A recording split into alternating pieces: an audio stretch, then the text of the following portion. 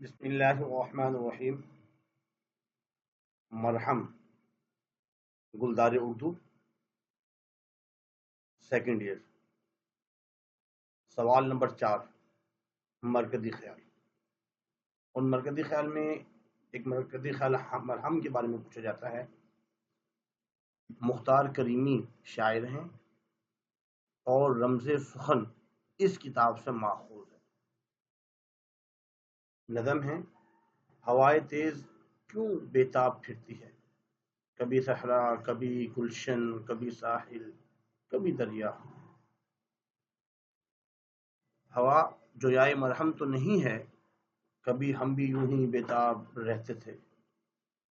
ہوا کو کون سمجھائے، یہی زخم تمنا زندگی ہے۔ تعارف شاعر: اصل نام ہے مختار احمد صدیقی۔ 1929 جبل پور کے شہر کٹنی میں پیدا ہوئے ہیں۔ 2014 کراچی میں وفات پائی۔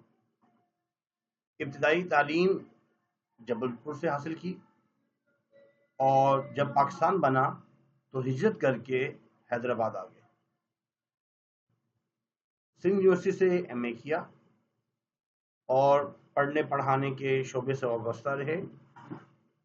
کیڈٹ کالج پٹارو میں اردو کی خدمات سر انجام دیتے رہے اور وہاں سے 1989 کو ریٹائرڈ ہوئے اور اس کے بعد کراچی میں مستقل سکونت اختیار کی۔ شعر و شاعری کا ذوق تو بچپن ہی سے تھا اور ان کے مختلف رسالوں میں کلام شائع ہوتے رہے۔ غزلیں بھی لکھی، نظمیں بھی لکھی، لیکن نظموں کی طرف رجحان زیادہ تھا۔ 2 شعری مجموعے، ایک خیال کی دستک اور ایک نہال درد کے نام سے مشہور ہیں۔ یہ پورا ایک ہی ہے، خیال کی دستک۔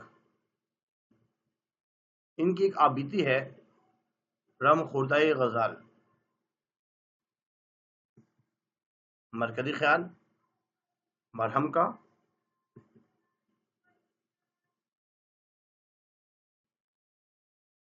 اس نظم کے شاعر مختار کریمی ہیں اور یہ نظم ان کے مجموعے رمز سخن سے ماخوذ ہے۔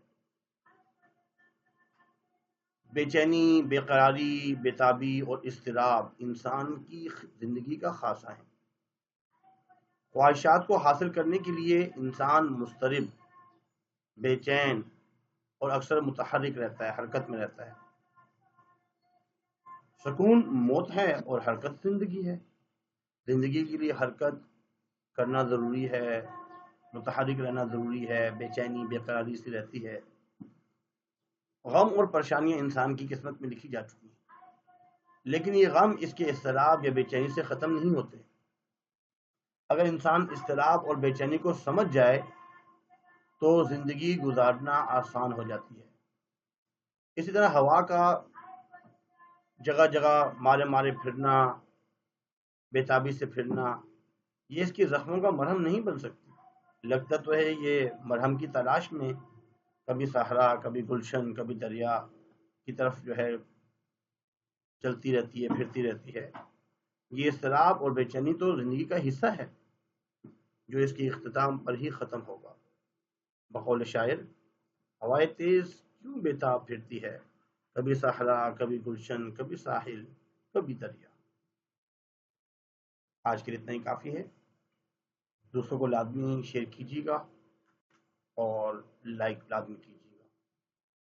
ڈسکرپشن میں اگر آپ کو نوٹس چاہیے تو وہ تمام چیزیں موجود ہیں، تو ڈسکرپشن میں بھی دیکھا جا سکتا ہے۔ آج کے لیے اتنا ہی کافی ہے۔ پی ایس ٹی پہ بھی کام کیا گیا ہے اور اس کے بھی نوٹس موجود ہیں اور اس کے بھی یوٹیوب پہ ویڈیوز موجود ہیں۔